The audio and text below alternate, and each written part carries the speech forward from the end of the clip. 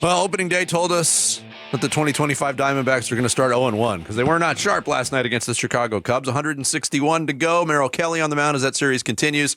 Here to talk baseball with us from ESPN, the one and only Buster Olney joins us here on Bickley Marotta Mornings via video. We can actually see Buster this morning. Buster, good morning. I feel sorry for you. We appreciate you joining us today.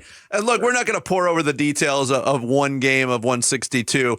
But Zach Gallen was not sharp in his start last night for the Diamondbacks, and we had a lot of discussion leading up to opening day about the decision Torey Lovullo made, Buster, to give Zach Gallen the opening day start over Corbin Burns, and then the ripple effects of that with the Corbin Burns routine, throwing him now to be the fifth starter. What did you make of all that? I thought that, and I've seen this, in the past when I covered the Yankees, Roger Clemens drops in 99. He had won Cy Young awards and he joins the Yankees after they won the World Series. And he was lined up at like number 4 because there's this code, I think, among players, like if you're the guy coming in from the outside, the right thing to do is to defer unless it's absolutely crystal clear, like you're absolutely the guy. Zach Gallen, has a history. Merrill Kelly has a history. So it's not surprising to me. This is about managing culture over 162 games. Gotcha. Yeah, and unfortunately for Diamondbacks fans, it's only one game, but they're already 2 games behind the Dodgers, and that's something, it's part of our condition here in Arizona. What do you think of the balance of power in the National League and how a good handful of the top 6 teams are in the NL this year? There's no question about it. We just did Tigers and Dodgers last night. I think you can make a case that the 6 best teams in baseball are in the National League. The American League is as mediocre and wide open as I've ever seen any league. And the Dodgers might be the best team we've ever seen. I mean, it is insane when you're talking about, last year we saw the 3 Hall of Famers at the top of the lineup with Shohei and with Mookie Betts and with Freddie Freeman. And then they go out in the offseason. You had Blake Snell, and then you had the most talented young pitcher in baseball, Roki Sasaki. And then on top of that, and this is, I think, the part that has been overshadowed with the Dodgers is this might be Dave Roberts' best bullpen. Wow. After they had Tanner Scott and after they had Kirby Yates. And it was interesting. Dave at the beginning of spring training sort of downplayed expectations. Mookie Betts downplayed expectations. We met with Dave Roberts in his office before that game last night, and that sort of polite sheen is gone. Wow. Like they fully are thinking, what Dave said to us is we're thinking legacy. Like we get it. If Blake Snell wins a World Series this year, and if he were to win a Cy Young Award, he's in the Hall of Fame.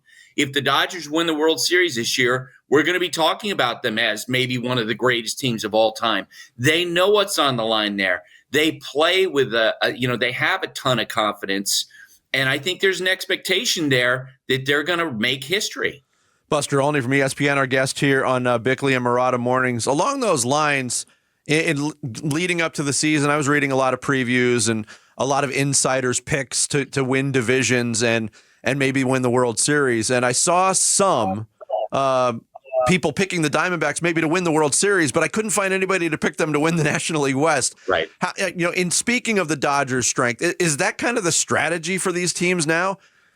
Just get into the postseason and then try to beat them in a best of 3, best of 5, best of 7 scenario. 100%. You're looking for, if you're the Diamondbacks, you're the Cubs, you're the Reds, you're the Phillies, you're the Braves, you're the Mets. You're looking for a puncher's chance. You're any of the American League teams. You're looking for a puncher's chance. You're hoping for that opportunity in a short series in the postseason, the way the Padres had last year. Dave Roberts will tell you that the best team that they faced, or the closest they were in jeopardy of being knocked out, was when they trailed the Padres in a best of 5 series.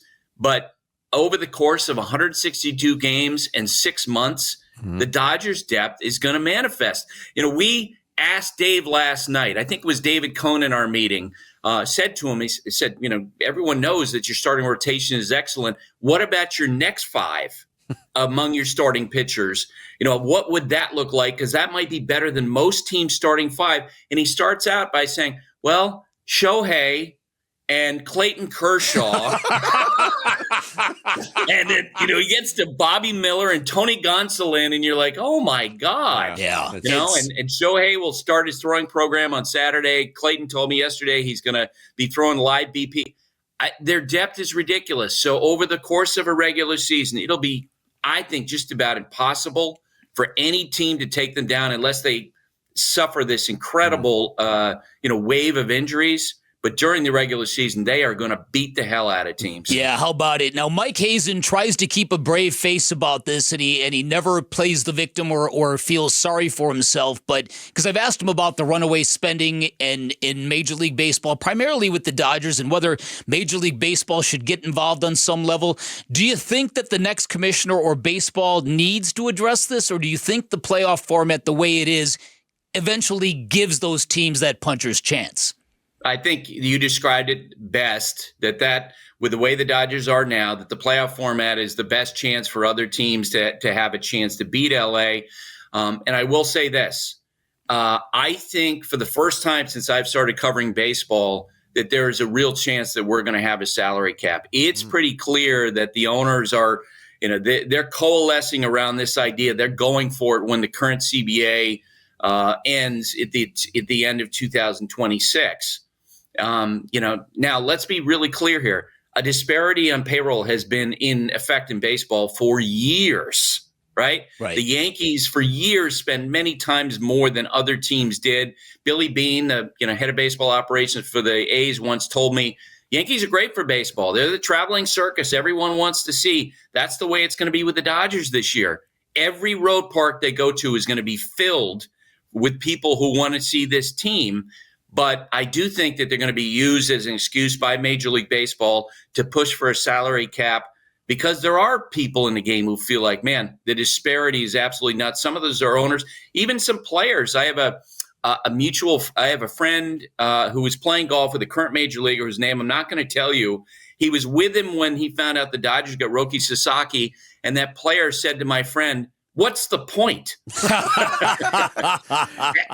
And so I think that's a little bit where the conversations are. I think, as I say, the owners are really going to push for a salary cap with a floor and a ceiling, maybe different numbers for different teams in the next labor talks. You kind of led me into my follow-up question there. Is that going to come with a floor? Because you look at the disparity, and I'm looking at Miami. They got a $70 million payroll right now. I mean, the disparity is huge. And I know I get frustrated with the spending being, in Arizona with what the Dodgers do, but a lot of the criticism should go to the major league teams, Buster, that don't spend money perennially, and there's a lot of them. Yeah, and you couldn't even conceive of a fair salary cap system without having a floor, without compelling some of these teams that don't spend, like Pittsburgh. They should be spending more. The Chicago Cubs should be spending more. Yep. But to get to that, it is going to be difficult. Look, I've had people on ownership side tell me that some of the people who might not want to do this are teams like the Marlins, because they don't necessarily want to, let's say, and I'm just pulling numbers out of the air, the floor is $100 million. Well, that cuts into their profits. Yeah. But the reason why I think there's the best chance that I have seen for a salary cap, whether you think it's good or bad, is the owners absolutely want to do it. I think that there are players in the rank and file who are intrigued by the idea of more money for more players. To this point, the Player Association has said, on principle, we will never consider a salary cap. We don't want limits on guys like Juan Soto making that kind of money. But in my conversations with rank and file players, their feeling is, look, if we get 50% of the pie instead of 47% of the pie, why wouldn't we at least talk about this? And I think, and this is just an opinion based on conversations with players, I think the union is as weak right now as that I've ever seen it. Wow. I don't think there's a great strength that we saw through the 90s, and Tony Clark knows all about that because he was a player back then. Sure. And I'm sure he has a feel for how strong the players were back in the 90s.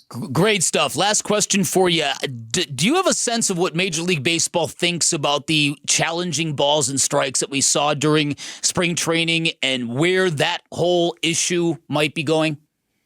So at the beginning of spring training, I will tell you that, in talking with people around the sport, they're like, great, challenge system. You get to correct a couple of egregious mistakes.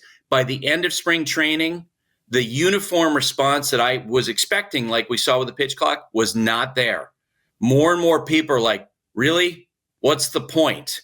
And it's a really, it's a deep, there are a lot of layers to what people don't like about it. But generally speaking, I think the feeling that I'm hearing from folks is, look, if you're trying to get more calls right, then go to a full automated system. If you don't want to go to a full automated system and you want to preserve the catching position, the umpire's position, then let's just stick with what we have.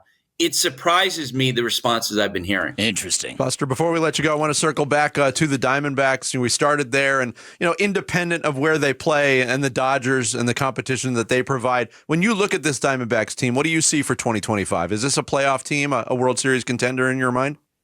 It's a playoff team. It's a great offense. They have better pitching. They got an excellent bullpen. I do think they're one of the teams that has a puncher's chance to take down the Dodgers in the postseason. I think that to pick anybody but the Dodgers to win the National League West, you'd have to invent reasons why. Mm-hmm. You'd have to fool yourself. But in a short series, you guys know this, anything can happen. We saw this with Diamondbacks and Phillies a couple years ago. Yep. Absolutely. Buster, thanks so much for making time for us. Always appreciate the conversation. Great seeing you, All right, Buster. guys. Thanks for having me. Bud. Thanks, Buster Olney, ESPN Baseball Insider. He joined us here on Bickley and Marotta Mornings.